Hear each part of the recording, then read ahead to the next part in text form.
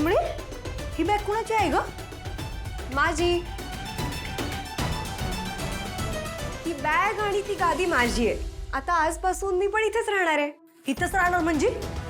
तुला तुझी खोली आहे ना व? मग हो, पण काय वॉर्डन मॅमनी मला इथे राहायला सांगितलंय. त्या माप सांगतील तुला आणि तू लगेच तुझं तोंड घेऊन इकडे आलीस वय राहायला. ते काय नाही, पहिलं बाहेर व्हायचं. चल. ए गप्पा बसा निंगी, मार खाशील. ए मला मारतेस वय ग? तुझं बाय यायला पाहिजे. अशी टचकन टिचकी मारली की नाही तरी गप होशील. चल. अगं थांब. अगं काय काय चाललंय काय तुझं? तुमचं काय चाललंय? आणि तू गावगुंडेस का ग? हे बघ, जर इथे असे तमाशे करायचे असतील ना तर तुला आत्ताच्या आता हॉस्टेलमधनं काढून टाकेल. मॅडम ऐका की, हिची खोली आहे ना वो, मग काय झालं त्याचं? कमळी, अगं तिच्या रूमचं पेस्ट कंट्रोल चालू आहे आणि तिची रूम मोकळी केली आहे. तिच्या एकटीच्याच रूमचं पेस्ट कंट्रोल चालू आहे वय? आणि ते तर एकाच दिवसाचं असतंय ना व? हो, पण तिच्या रूमचं थोडं रंगकाम पण बाकी आहे आणि काही दिवस ती इथेच राहणार.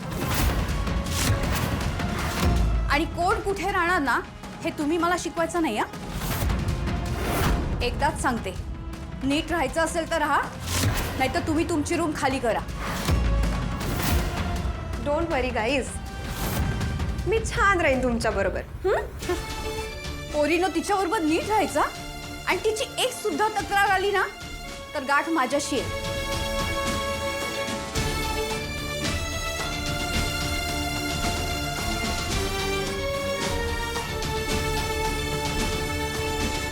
मला तर डाळ मी कुचकाळा वाटायले. ही मुद्दाम आपल्यासनी त्रास द्यायला इथं आली. ए निंगे, गप ग, उगं तुझं काहीतरी असतंय. अगं खरंच असेल की pest control?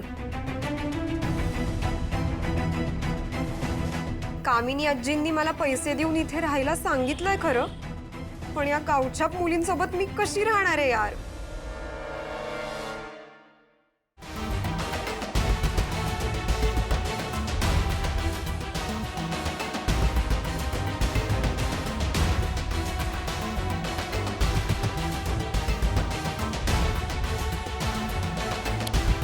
Good night guys. ए मशे, लाईट का बंद केलीस? का म्हणजे? मला झोपायचंय म्हणून. तुला दिसतं ना वय, आम्ही तर अभ्यास करायला ते. दिसतंय, पण काय मला वेळेत झोपायचं असतं आणि एवढ्या लाईटमध्ये मला झोप नाही येत. आणि अजून एक गोष्ट, तुम्हाला हॉस्टेल रूमवरचे रूल्स माहीत असतील ना? नाही म्हणजे तुमच्या एका रूममेटला जर झोपायचं असेल तर तुम्ही एवढे लाईट्स ऑन नाही ठेवू शकत. सो सॉरी, पण मला लाईट बंद करायला लागते.